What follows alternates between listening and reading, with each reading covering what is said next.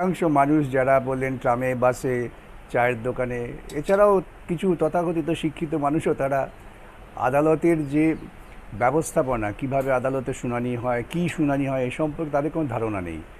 প্রথম কথা জেনে রাখুন, সুপ্রিম কোর্ট কিছু বিচার করছে না।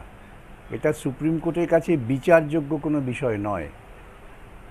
কলকাতা হাইকোর্ট থেকে আমরা হাইকোর্টের নির্দেশ পেয়েছি, তদন্ত সিবিআইয়ের হাতে গেছে, সিবিআই তদন্ত করছে। সুপ্রিম কোর্ট সেই সিবিআই তদন্ত কতটা এগোচ্ছে সে সম্পর্কে খোঁজখবর করছেন, এবং সেটা যেমন রিপোর্ট সুপ্রিম কোর্টের কাছেই পেশ করা হচ্ছে, সেই রিপোর্ট তো আমাদের দেখার সুযোগ নেই, যেহেতু এটা একটা ক্রিমিনাল মামলার তদন্ত। একমাত্র সুপ্রিম কোর্টের বিচারপতিরা দেখছেন, আর সরকারের যারা উকিল, বিশেষ করে সলিসিটর জেনারেল, তিনি দেখছেন। সেই সব দেখেই বিচারপতিরা কিছু কিছু মন্তব্য করছেন, মাঝে মাঝে মন্তব্য করে রাজ্য সরকারের আইনজীবী